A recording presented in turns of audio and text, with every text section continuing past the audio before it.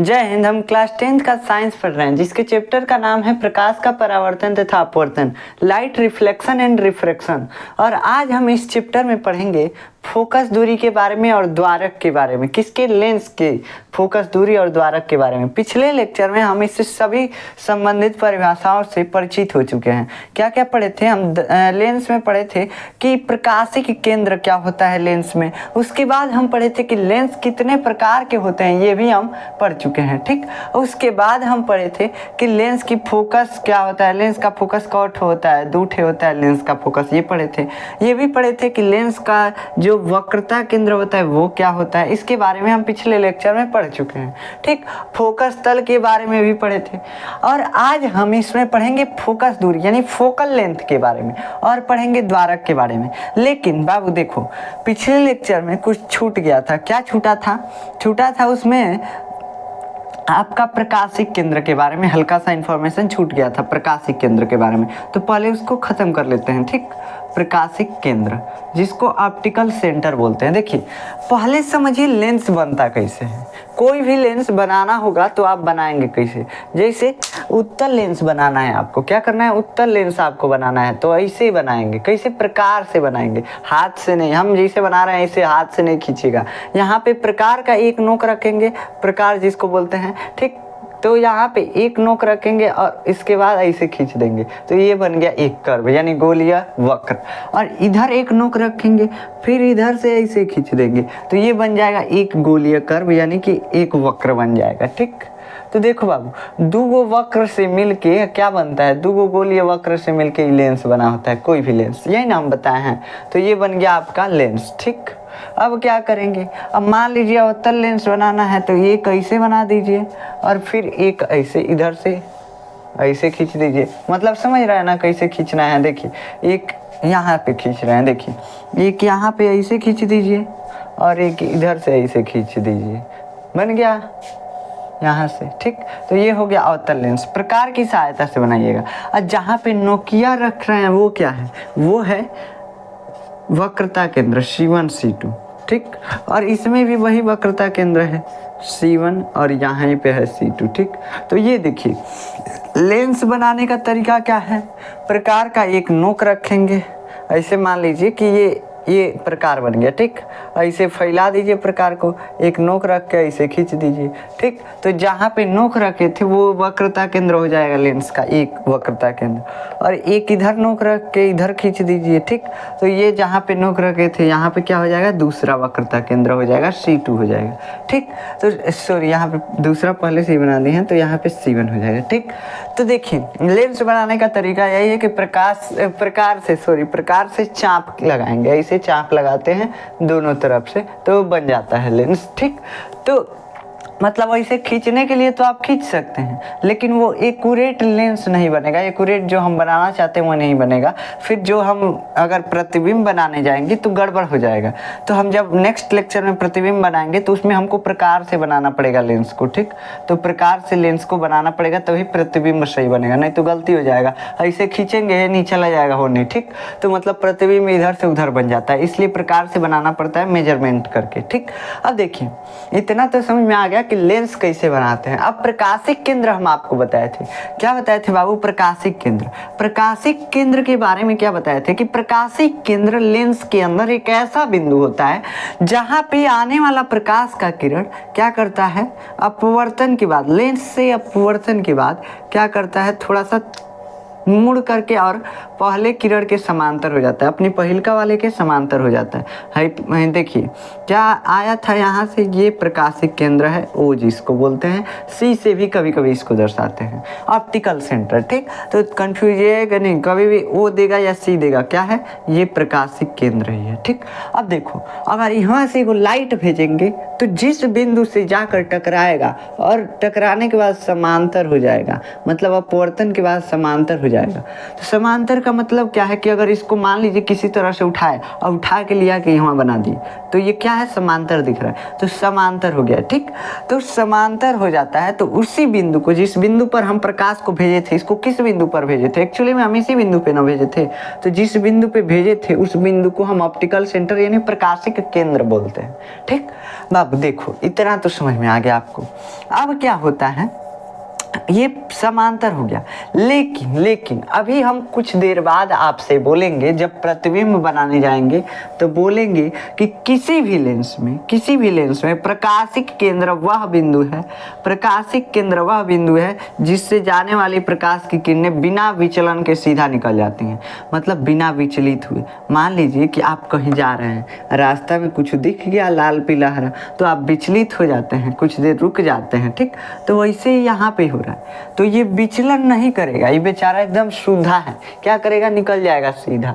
देखिए एकदम गोलू बच्चा है, इधर से ये लेंस है। ठीक, तो लेंस में प्रकाशिक केंद्र वह बिंदु है जिस पे आपतित होने वाले प्रकाश की किरणें बिना विचलन के, मतलब तन को मोड़ ओड़ के नहीं, सीधा निकल जाएगा। और यहाँ पे हम बोल रहे हैं कि तनी मनी मुड़ के तब समांतर हो जाएगा। तो इसका मतलब क्या है, देखो लेंस दो प्रकार के होते हैं, एक होता है मोटा लेंस, मोटका एगो लेंस होता है, ठीक, एगो पत्थर का होता है। तो हम चश्मा में कौन सा यूज करते हैं, पतला लेंस का, एकदम इतना मोटा मोटा लेंस नहीं यूज करते हैं, बहुत पतला पतला लेंस होता है चश्मा में। ठीक, तो पतला लेंस। ठीक, हम जो भी इसमें पढ़ेंगे लेंस, वो क्या होगा, पतला लेंस होगा। ठीक, ये समझ में आ गया कि मोटा लेंस और पतला लेंस दो टाइप के होते हैं। तो देखिए जो भी हम इसमें पढ़ेंगे वो सभी लेंस पतले लेंस होंगे। अब देखिए कैसे हो रहा है यहाँ पे गड़बड़। देखिए यहाँ पे हम अगर मोटा लेंस बना रहे हैं, उत्तल लेंस, तो अगर यहाँ पे प्रकाश की किरण डालेंगे, प्रकाश की किरण यहाँ पे डालेंगे तो इसमें अपवर्तन होगा। अपवर्तन का मतलब रिफ्रैक्शन होगा, मतलब तनी मनी टेढ़ियाएगा ही, जाके अंदर वाले लेंस के अंदर वो टेढ़िया जाएगा, फिर बाहर ही निकलेगा टेढ़िया जाएगा। तो देखो अब क्या करेंगे, यहाँ पे पहले अभिलंब बनाते हैं, तभी तो हमको पता चलेगा किधर मुड़ेगा, नहीं तो ये किधर ही मुड़ जाएगा। इसको कंट्रोल करके मोड़ना है ना, किधर जाएगा। तो देखो यहाँ पे जा रहा है, अब सीधा जा रहा है, लेकिन क्या है, यहाँ पे हवा है, विरल माध्यम है, और कांच का है, लेंसवा कांच का है। तो कांच क्या होता है, सघन माध्यम, तो तनी मनी मुड़ जाएगा। क्या करेगा, मुड़ जाएगा। किधर, सघन में क्या है, यानी अभिलंब की तरफ क्या करेगा, अभिलंब की तरफ थोड़ा सा मुड़ जाएगा। तो अभिलंब की तरफ यहाँ पे मुड़ गए, यहाँ पे आई बना था, यहाँ पे आर बन गया, आर आई से छोटा हो गया, मतलब बहुत छोटा हो गया, तनी मनी मुड़ गया। तो ठीक, अब देखो अब एक और ही बवाल हो रहा है, फिर से दूसरा बार इसका अपवर्तन हो रहा है। अब क्या हो रहा है, अब यहाँ से सघन से विरल में निकल रहा है, कांच से हवा में निकल रहा है। पहले क्या था, हवा से कांच में, अब कांच से फिर से हवा में निकलेगा। तब क्या होगा, देखो यहाँ पे फिर से इसका रास्ता हम तय करने के लिए फिर से अभिलंब खींचेंगे कि किधर जाएगा, इसको कंट्रोल करके छोड़ना है, नहीं तो इधर उधर भटक जाएगा। तो क्या करेंगे, फिर से अगर यहाँ पे अभिलंब बनाए तो यह इससे सीधा अभिलंब से दूर हटता हुआ निकल जाएगा। क्या होता हुआ, दूर हटता हुआ निकल जाएगा, और यहाँ पे आर एंगल बना लेगा, यहाँ पे आई एंगल। तो देखो यहाँ पे अभिलंब से दूर हटा है, यहाँ अभिलंब के नज़दीक गया है। देखिए पहले नज़दीकियाँ बढ़ती हैं और उसके बाद धीरे धीरे बात होता है, अच्छा हाँ खाना खा लिए कि नहीं खा लिए, और उसके बाद ब्रेकअप हो जाता है। तो यहाँ पे भी वैसे ही हुआ है। देखो पहले आया है नज़दीक, धीरे धीरे आ रहा था, फिर से नज़दीक एक के बार चला गया, लेकिन कुछ दिन रहा, उसके बाद क्या हुआ, दूर चला गया, बेचारा जुदा हो गया। तो अब क्या करेंगे इसका, तो देखो ये हमको दिख रहा है कि अब इसको अगर हम नोच के यहाँ से यहाँ पे लगाएं, मतलब कि यहाँ से उठा के यहाँ पे इसको हम लगाएं, तो ऐसा लगेगा कि समांतर है, इसके क्या है, समांतर है। ठीक, तो इतना तो समझ में आ रहा है कि समांतर कैसे हो जाता है, अपवर्तन होता है लेंस में, समांतर हो जाता है। अब ये था मोटा लेंस, मोटका लेंस था। अब पतला वाला लेंस लगाते हैं। पतला वाला लेंस में क्या होगा, ये मान लीजिए एक हमने बनाया पतला लेंस, क्या किया, एक हमने बनाया पतला लेंस, बहुत पतला लेंस है। ठीक, तो पतला लेंस जब बनाएंगे तो इसमें अगर प्रकाश की किरण मान लीजिए भेज रहे हैं, क्या किए, प्रकाश की किरण भेजे, तो इसमें भी विचलन होगा, इसमें भी विचलन होना चाहिए हमारे अपवर्तन के नियम के हिसाब से। तो बाबू कहाँ से गया, हवा से गया कांच में जाएगा, तनी मनी मुड़ जाएगा अभिलंब की तरफ। क्या करेगा, तनी मनी अभिलंब की तरफ मुड़ जाएगा। ठीक, क्या करेगा, तनी मनी अभिलंब की तरफ मुड़ जाएगा। अब आर यहाँ पे बन गया और आई यहाँ पे बन गया। अब क्या करें, अब यहाँ पे भी एक अभिलंब बनाओ, यहाँ पे भी एक अभिलंब बनाओ। अब यहाँ से अभिलंब से क्या करेगा, दूर हटेगा। क्या करेगा बाबू, दूर हटेगा। तो क्या हुआ, हमको दिख रहा है कि यहाँ पे, यहीं पे हम आपतित किए हैं प्रकाश की किरण को। कहाँ पे, यहाँ पे। तो यही ऑप्टिकल सेंटर है। तो ऑप्टिकल सेंटर यही है, मतलब समांतर निकला है। यहाँ पे भी दिख रहा है कि यहाँ पे आई बना है, यहाँ पे आर बना है, समांतर ही तो निकला है। अगर इसको उठा के यहाँ रखें तो ऐसे बनेगा हल्का सा, मतलब कि देखिए इसको अगर लगभग मिलाएं तो ये सेम हो जाएंगे सर। अगर बहुत पतला लेंस होता है, यहाँ पे तो हम बहुत मोटा बना दे रहे हैं। मान लीजिए कि यहाँ पे एक बहुत पतला लेंस है। क्या है बाबू, बहुत पतला लेंस है, ठीक। अब यहाँ से हम क्या किए, प्रकाश की किरण को ऐसे भेजे, यहाँ से भेज रहे हैं, चलिए यहाँ से भेजे, ठीक। क्या हुआ, अभिलंब बनाए तो यहाँ पे जाने वाली ये किरण है, अभिलंब के साथ तनी मनी झुक जाएगी, ज़्यादा यहाँ पे नहीं झुकेगी। काहे से कि लेंस पतला है, तनी मनी उसको मोड़ पाएगा जितना बढ़िया। अब मान लीजिए कि आप जा रहे हैं, कहाँ जा रहे हैं आप, जा रहे हैं कहीं, तो तनी मनी लाल पीला वाला एरिया पड़ेगा तो तनी मनी विचलित होंगे, ज़्यादा पड़ जाएगा तो ज़्यादा विचलित हो जाएंगे, लेट हो जाएगा जाने में, समझ रहे हैं ना। तो यहाँ पे भी प्रकाश के साथ ही ऐसा होता है, तनी मनी एरिया है, मतलब बहुत पतला लेंस हुआ है तो क्या करेगा, तनी मनी विचलित होगा, तनी मनी मुड़ेगा, ठीक।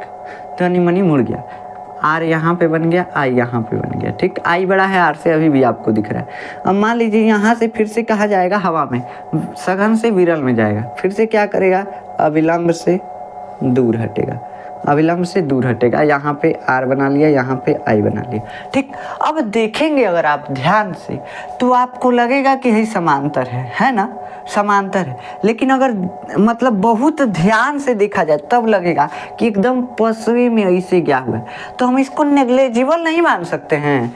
देखिए बहुत कम तनी मनी टेढ़िया है, बहुत कम टेढ़ा होके गया है, तो इसको नेग्लेजिबल नहीं मान सकते हैं। तो इसको हम क्या करते हैं, मान लेते हैं ऐसा कि तनी मनी नहीं मुड़ा है, इतनी मनी मुड़ा है तो उसको नहीं मान सकते हैं, छोड़ दीजिए, क्या फर्क पड़ता है। अब मान लीजिए आपको हम 50 करोड़ रुपया दे दिए, उसमें से 1 रुपया मांग लिए, तो क्या हो गया, कोई फर्क पड़ेगा, नहीं पड़ेगा। तो यहाँ पे भी वैसे ही हो रहा है, यहाँ पे भी बहुत हल्का सा मुड़ा है, बहुत हल्का सा प्रकाश मुड़ा है, तो हम मानेंगे कि मुड़ा है, कहेंगे ना नहीं मुड़ा है, रहने दो, दिखिए नहीं रहा हमको, तो कैसे मान लें, बस हल्का सा मुड़ता है। तो हल्का सा मुड़ता है तो हम कहते हैं ना सीधा निकल गया है। तो देखिए यहाँ पे क्या होता है, हम ऐसा मान लेते हैं कि सीधा निकल गया। तो आज से हम पूछेंगे कि बाबू पतले लेंस में जब प्रकाश की किरण ऑप्टिकल सेंटर यानी प्रकाशिक केंद्र से गुजरती है तो कैसे जाती है, तो सीधा जाती है। बाबू जहाँते रहना कि सीधा जाती नहीं है, बस तुमको उल्लू पढ़ाया जा रहा है, हल्का सा टेढ़ा होती है लेकिन हम उसको नेग्लेजिबल कर देते हैं, नेग्लेक्ट कर लेते हैं। मान लीजिए कि तनी मनी गड़बड़ी आया तो उसको क्या गलती कर देंगे। अब आप हिंदी लिखते हैं, इसमें मात्रा इधर से देना है तो इधर से दे देते हैं, तो इधर से मात्रा देने की वजह से गलती नहीं ना हो जाता है विज्ञान। तो वैसे ही यहाँ पे हल्का सा गलती हो गया तो कोई फर्क नहीं पड़ेगा। यहाँ पे क्या हुआ, यहाँ पे हम मान लेते हैं कि सीधा गया, बहुत नेग्लेजिबल मतलब टेढ़ा हुआ है, हमको दिखता ही नहीं है। यहाँ पे तो हम समझाने के लिए मोटा हल्का सा लेंस बना रहे हैं, इसलिए हमको हल्का हल्का दिख भी जा रहा है कि बहुत हल्का टेढ़ा हुआ है। लेकिन अगर रियल का एक्सपेरिमेंट करेंगे ना तो दिखबो नहीं करता है कि टेढ़ा हुआ है कि सीधे चला गया है, सीधे लगता है कि सीधे चला गया है। अगर आप एक्सपेरिमेंट करके देखेंगे तो ठीक, तो ये सीधा चला जाता है। अब मोटका लेंस वाले लेंगे तो क्या होगा, मोटका लेंस वाले लेंगे तो टेढ़ा होके जाएगा, तब आपको दिखने लगेगा। अगर गांधी जी के चश्मा वाले लेंस से देखेंगे तो नहीं दिखेगा। एक मोटा लेंस आता है, इतना मोटा रहता है वो लेंस वाला, तो उससे देखेंगे तो दिखेगा कि हाँ टेढ़ा हुआ है, ठीक। तो देखिए हमको पतला लेंस यूज करना है, तो आज से आप याद रखिएगा कि किसी भी पतले लेंस से जब प्रकाश ऑप्टिकल सेंटर से यानी प्रकाशिक केंद्र से गुजारा जाता है तो वह बिना विचलन के सीधा निकल जाता है, बिना विचलित हुए सीधा निकल जाता है। तो उसी को बोलते हैं कि प्रकाशिक केंद्र है वह बिंदु, उसको ओ से दर्शाते हैं, ठीक। अब देखिए ऑप्टिकल सेंटर इतना समझ में आ गया। अब क्या करें, अब अगला है फोकस दूरी। फोकस दूरी को समझ लीजिए। फोकस दूरी क्या होता है, हम आपको बताए थे लेंस में। अब अवतल लेंस में आप कहेंगे कि अवतल लेंस में ऐसा नहीं होगा, तो अवतल लेंस में भी आप बना के देख लीजिएगा, वैसे ही बनेगा, ठीक। अवतल लेंस में भी, ठीक। तो देखिए हम यहाँ पे देखिए, एक बार हम बनाइए दे रहे हैं, यहाँ पे है अवतल लेंस, यहाँ पे अवतल लेंस है, पतला वाला एकदम अवतल लेंस है। ठीक, अब क्या करेंगे, यहाँ से अगर प्रकाश को भेजेंगे तो यहाँ पे अभिलंब ऐसे जाएगा, जाएगा कि नहीं जाएगा, तनी मनी प्रकाश मुड़ेगा। ठीक, अब यहाँ से अभिलंब ऐसे जाएगा, तनी मनी प्रकाश मुड़ेगा। अभी बुझा रहा है का कि तनी मनी मुड़ा है, हम तो एकदम लग रहा है सीधे बनाए किए हैं, तो यहाँ से सीधा हो जाएगा पतला जब अवतल लेंस लेंगे। और हम पतला ही लेंस का यूज करते हैं, अवतल लेंस भी पतला और मोटा दो टाइप का होता है। ठीक, तो पतले लेंस में प्रकाशिक केंद्र से जब भी किसी किरण को गुजारा जाता है तो वह सीधा निकल जाती है, तनियों मनी टेढ़ियाती नहीं है, बस इतना ही याद रखना है आपको। अब क्या करें, अब फोकस दूरी हमको ज्ञात करना है। तो बाबू देखो, फोकस दूरी लेंस में क्या होता है, लेंस में डबल फोकस होते हैं, एक को बोलते हैं प्रिंसिपल फोकस, एक को बोलते हैं नॉर्मल फोकस। ये हो गया अवतल लेंस, ठीक, ये हो गया आपका अवतल लेंस, ये हो गया उत्तल लेंस। देखिए यहाँ पे होता है एक होता है और यहाँ पे एक फोकस होता है, इसको बोलते हैं F2 फोकस और इसको बोलते हैं F1 फोकस। ठीक, यहाँ पे भी इसमें भी होता है, तो इसमें इधर का F1 होता है और इधर वाला फोकस F2 फोकस होता है।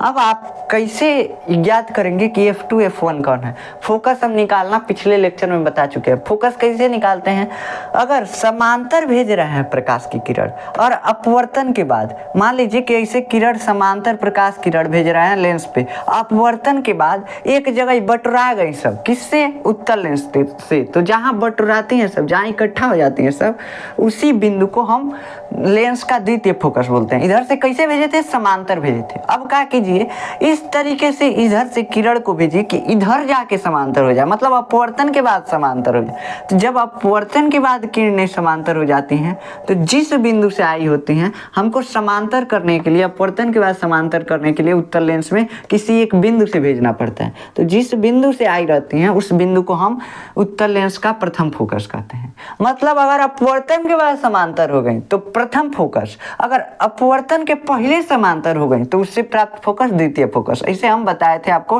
ट्रिक याद रखने का कि जब पहले समांतर तो द्वितीय फोकस, जब बाद में समांतर प्रथम फोकस। ऐसे ही याद रखिएगा, ऐसे ही अवतल लेंस में भी होता है। ठीक, अब यहाँ पे देखिए, अब क्या करेंगे, यहाँ पे अवतल लेंस में भी वही होता है। अवतल लेंस से पहले हम क्या करते हैं, ऐसे भेजते हैं कि समांतर हो जाए प्रकाश की किरणें अपवर्तन के बाद, तो फैला के भेजते हैं। तो फैला के भेजते हैं तो जहाँ पे फैल के प्रकाश की किरण आ रही है और हमको जहाँ पे लगता है कि जाके मिलेंगी सब, उसी बिंदु को हम क्या बोल देते हैं, प्रथम फोकस। अब क्या किए, अब दूसरा फोकस ज्ञात करने के लिए क्या करते हैं, प्रकाश को इस तरीके से भेजते हैं, समांतर भेजते हैं।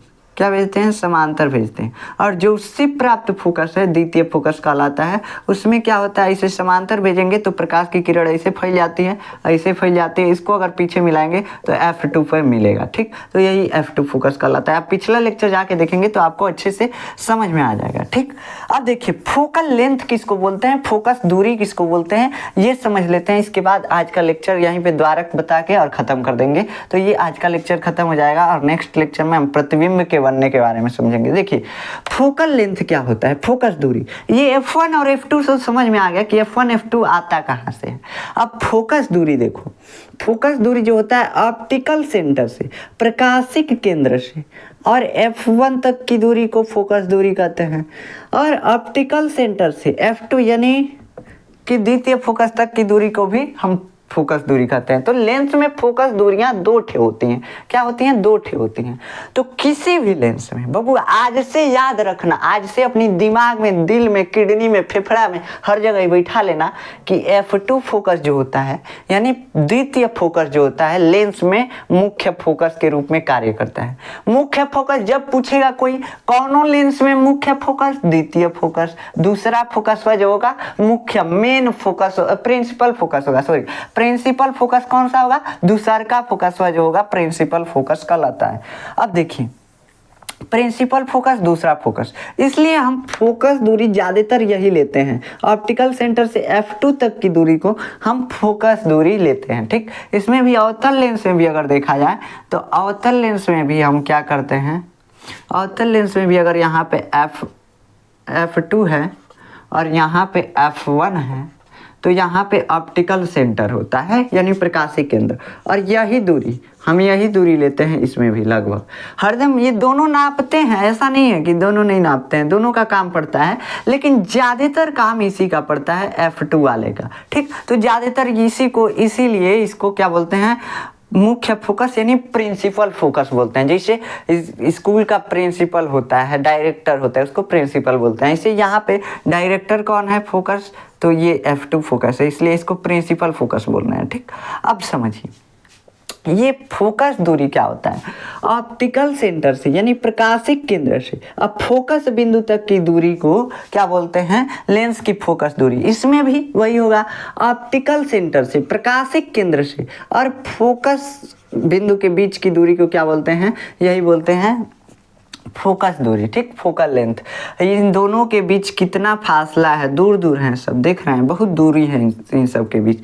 कितना दूरी है ये बता देंगे आप, तो ये क्या है, फोकल लेंथ है। क्या है बाबू, फोकल लेंथ है। कितना लंबा दूरी इन सब के बीच है, लॉन्ग डिस्टेंस है, समझ रहे हैं ना। तो ये क्या है, फोकल लेंथ है, ये भी फोकल लेंथ है। ठीक, तो यहाँ से फोकल लेंथ निकल के आता है। अब देखो बाबू, क्या अब हमको समझना है इसमें फोकल लेंथ में, ये F1 ये जो F होता है, F1 फोकस दूरी अलग होता है, F2 फोकस दूरी अलग होता है।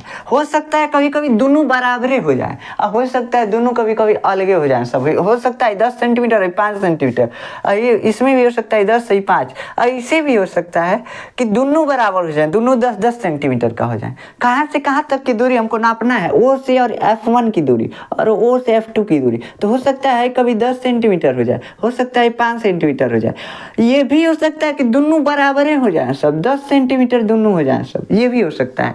तो ये कैसे संभव है कि दोनों फोकस दूरियां अलग अलग हो सकती हैं, अभी हम बताते हैं। देखिए, हम बता रहे थे अभी कि बाबू कब्बो लेंस बनाई है तो ही प्रकार से ऐसे चाप लगे ना। ठीक, बताए थे ना। तो बाबू बताओ, है लेंसवा बना रहे हैं तो जो केंद्र हम मानकर और चाप लगा रहे हैं उसको क्या बोलते हैं, सेंटर ऑफ कर्वेचर। ये हो गया C1। इधरिया से जो चाप लगा रहे हैं उसको हम क्या बोलेंगे, C2, यानी लेंस का द्वितीय वक्रता केंद्र। ठीक, अब क्या होगा, ये चारों एक के लाइन में होते हैं सब। देखो कैसे, 4 1 5 थे हैं बिंदु सब, ऑप्टिकल सेंटर F1 और F2 चारों एक ही लाइन में होते हैं सब। अब देखिए क्या होता है, जैसे हम दर्पण में पढ़ रहे थे, क्या हो रहा था, दर्पण में जो कर्वेचर सेंटर था और फोकस दूरी था। ठीक, ये दोनों यहाँ पे पोल था दर्पण में। ठीक, अब क्या होता था, ये फोकस जो है, फोकस बिंदु C और P के बीच में एकदम स्थित होता था। अगर मान लीजिए 10 सेंटीमीटर का दूरी पे है C इससे P से, तो ये फोकस दूरी 5 सेंटीमीटर हो जाती थी। यहाँ पे भी वैसे ही होता है, यहाँ पे भी वैसे ही होता है। यहाँ पे हम क्या करते हैं, C1 दूरी नाप रहे हैं। मान लीजिए C1 नाप रहे हैं 10 सेंटीमीटर, यहाँ से यहाँ तक है, तो हम कहाँ से नाप रहे हैं, यहाँ से नाप रहे हैं 10 सेंटीमीटर। ठीक, अब मान लीजिए हम नापते यहाँ से नहीं है, कोई भी दूरी नापते हैं ऑप्टिकल सेंटर से ही नापते हैं। कहीं भी दूरी नापना होगा ऑप्टिकल सेंटर से ही नापिएगा, यानी प्रकाशिक केंद्र से ही नापिएगा। मान लीजिए 10 सेंटीमीटर है, तो इधर हमको बिंदु ज्ञात करना है कि इसका क्या कर्वेचर सेंटर कहाँ है, इसको बोलते हैं कि वक्रता केंद्र कहाँ है, लेंस का पहला वक्रता केंद्र कहाँ है। अगर हमको ज्ञात करना है तो हमको अगर मालूम है कि ये 10 सेंटीमीटर इधर है, तो हम 10 सेंटीमीटर ऑप्टिकल सेंटर से नाप के लिख देंगे। अब आप बोलेंगे कि ये जो यहाँ से और यहाँ तक की दूरी तो हम जानते हैं कि वक्रता त्रिज्या कहलाता है। क्या कहलाता है, वक्रता त्रिज्या कहलाता है। लेकिन यहाँ से यहाँ तक का दूरिया का है, तो बाबू देखो हमको इसमें वक्रता त्रिज्या ज्ञात नहीं करना है। क्या नहीं करना है, वक्रता त्रिज्या पते नहीं करना है।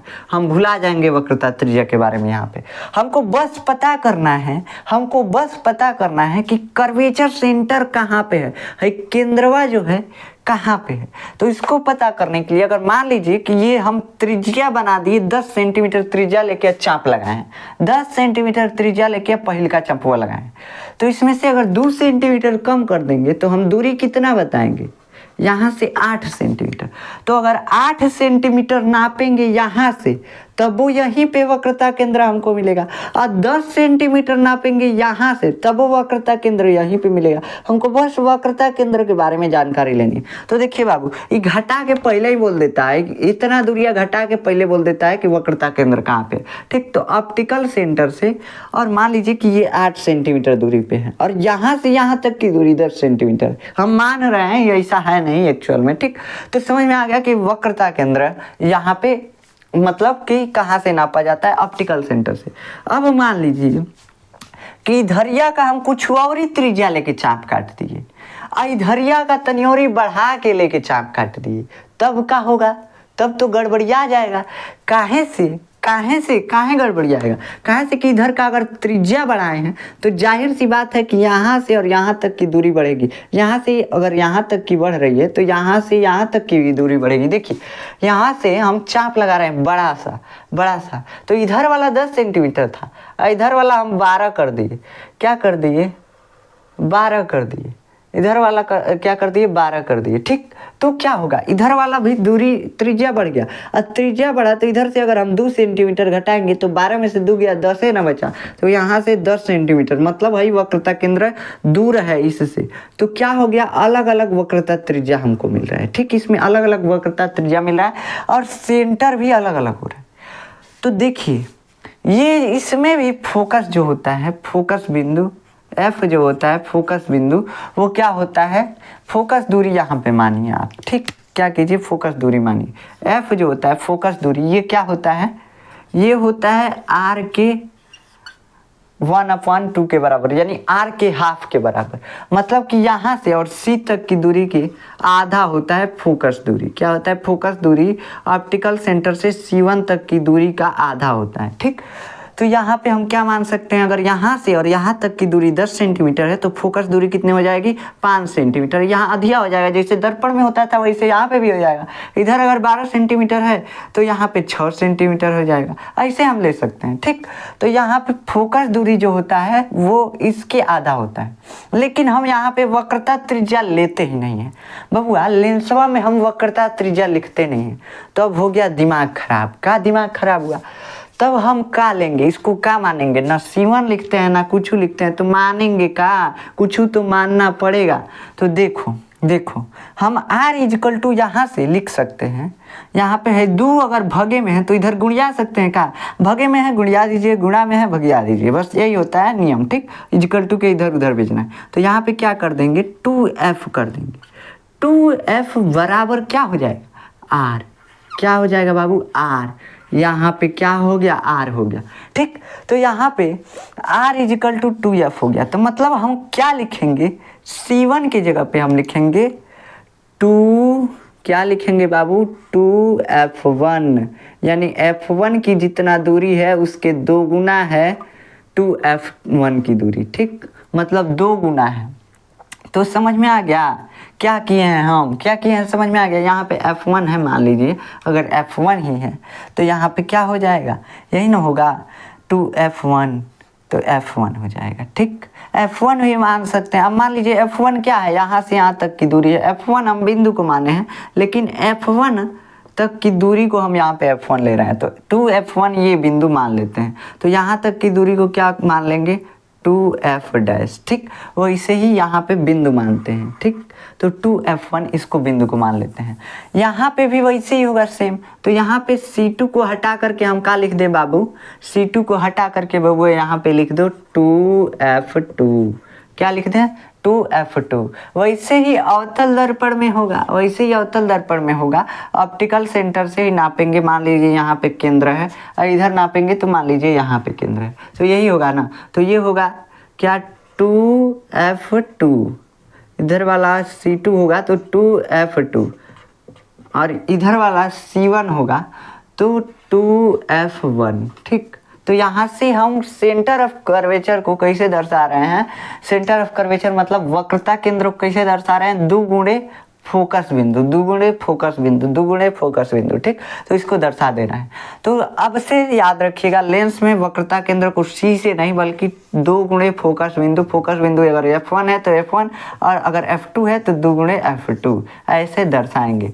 अब समझ में आ गया इतना कि फोकस बिंदु क्या होता है, फोकस दूरी क्या होता है। फोकस दूरी अलग अलग हो सकता है, काहे से कि दोनों वक्र की त्रिज्याएं अलग अलग हो सकती हैं। इसमें भी दोनों वक्र की त्रिज्याएं अलग अलग हो सकती हैं। मान लीजिए एक ऐसे खींच दिए, एक एकदम लंबा खींच दी, तो यहाँ से यहाँ तक लेंस तो बन गया, लेंसवा तो बन गया, लेकिन इधरिया का वक्रता त्रिज्या अलग हो जाएगा। यहाँ पे इतना ही छोटा रह जाएगा, त्रिज्या बड़ा हो जाएगा, यहाँ पे इसका केंद्र आ जाएगा। तो इसलिए फोकस दूरी भी अलग अलग हो जाएगी, ठीक। तो फोकस दूरी, दोनों तरफ की फोकस दूरियाँ अलग अलग हो सकती हैं, दोनों तरफ की फोकस दूरियां बराबर भी हो सकती हैं, बस हम मतलब अलग अलग मान लेते हैं। अब अलग अलग होंगी तो ठीक है, बराबर होंगी तो भी ठीक है, हमको क्वेश्चन सॉल्व करना है। तो अब हम नेक्स्ट लेक्चर में पढ़ेंगे कि प्रतिबिंब कैसे बनता है, लेकिन इसके पहले समझ लेते हैं द्वारक क्या होता है, लेंस का द्वारक यानी एपरेचर क्या होता है। देखो अब लेंस में या दर्पण में चाहे कुछ में द्वारक पूछेगा, द्वारक मतलब द्वार, कितना द्वार है। देखिए दरवाजा होता है तो कितना बड़ा है उसी को बोलते हैं द्वारक, ठीक। ऐसे ही दर्पण है, मिरर है, कितना मिरर में जाने लायक प्रकाश का दरवाजा है दर्पण है, तो ये कितना बड़ा है। दर्पण में जाने के लिए, प्रकाश के लिए कितना दूरी में जगह है, कितना बड़ा दरवाजा है, यही ना दरवाजा है इसका, इतना ही बड़ा दरवाजा है। इससे अगर बाद में जाएगा प्रकाश तो हवा में चला जाएगा, दर्पण में नहीं जाएगा। तो क्या करेंगे, इसका मतलब कि है ये लंबाई जो है, दरवाजा की लंबाई पूछ रहा है, कितना बड़ा दरवाजा है, तो इसी को बोलते हैं द्वारक, ठीक। तो दर्पण में द्वारक क्या होता था, दर्पण में द्वारक जितने दूर से प्रकाश गुजर सकता था और दर्पण में जा सकता था, वैसे ही लेंस में भी होगा, लेंसों में वैसे ही होगा। मान लीजिए उत्तल लेंस है, तो उत्तल लेंस में वह लंबाई जितने दूर में प्रकाश जा सकता है लेंस से होकर, उसी लंबाई को हम बोलते हैं उत्तल लेंस का द्वारक। ऐसे ही अवतल लेंस अगर है तो अवतल लेंस में कितने लंबाई से होकर प्रकाश गुजर सकता है, उसी लंबाई को हम बोलते हैं लेंस का द्वारक यानी अवतल लेंस का द्वारक। इतने दूर से तो होकर गुजर सकता है, इसके बाहर ही अगर जाएगा तो हवा में निकल जाएगा, मतलब लेंस के अंदर वही नहीं करेगा। हमको चाहिए लेंस के अंदर कितना दूरी में जा रहा है, ठीक। तो लेंस के अंदर हमको पता करना है। अब इसका क्या होता है, इसका डेफिनेशन यही होता है कि लेंसों के गोल या वक्रों के प्रभावी व्यास को लेंस का द्वारक बोलते हैं। लेंस के वक्रों के प्रभावी व्यास को लेंस का द्वारक बोलते हैं। प्रभावी व्यास मतलब जितना प्रभाव में है, मतलब प्रकाश लेंस से कितना दूर प्रभाव में पड़ रहा है, लेंस के कितना प्रभाव में पड़ रहा है, तो इतने दूर तो प्रभाव में पड़ रहा है, उसके बाद तो हवा में था, हुए में चला गया। इधर वाला प्रकाश, मान लीजिए सूर्य का रोशनी आ रहा है, लेंस से कितना भाग गुजर रहा है, प्रकाश का इतने दूर का भाग तो गुजर रहा है, इसके बाद वाले तो सारे हवा में चले जा रहे हैं। तो वही होता है इसका डिफिनीशन। इसका डिफिनीशन क्या होता है कि लेंस के गोल या वक्रों के प्रभावी व्यास को लेंस का द्वारक बोलते हैं। खत्म बात है। अब ये द्वारक आपको समझ में आ गया, एपरेचर समझ में आ गया। अब हम नेक्स्ट लेक्चर में सीधा चालू करेंगे कि लेंस से प्रतिबिंब कैसे बनता है, लेंस से इमेज कैसे बनता है, आपको गांधी जी कैसे देखते थे इसके बारे में देखेंगे। चश्मा उनको लगा रहता था इसे लालटेन जैसे, कैसे देखते थे इसके बारे में हम नेक्स्ट लेक्चर में पढ़ेंगे। तो मिलते हैं नेक्स्ट लेक्चर में, लेकिन उससे पहले हम बता दें आपको कि अगर आपको नोट्स चाहिए तो आप जाकर डिस्क्रिप्शन में चेक करेंगे तो वहाँ पे एक लिंक मिलेगा, वहां से आप जाकर नोट्स डाउनलोड कर सकते हैं। लेकिन हम बता दें कि लिंक कुछ दिनों बाद पड़ता है, मतलब कि जैसे चैप्टर कंप्लीट होगा तब तक पड़ेगा लगभग, ठीक। तो अगर आपको नोट्स कंप्लीट करना है तो कोशिश कीजिए कि अपने मन से ही कंप्लीट करें, वो सबसे बेहतर नोट्स बनेगा। ऐसे हम बना के देंगे तो आप बस छाप लेंगे, ऐसे अपने मन से बनाएंगे तो टोटल पूरा याद होता जाएगा। ऐसे तो याद हो ही रहा होगा, लेकिन फिर भी एकदम दिमाग में बैठता जाएगा अगर आप अपने मन से नोट्स बनाते हैं तो, ठीक। तो मिलते हैं नेक्स्ट लेक्चर में, तब तक के लिए जय हिंद।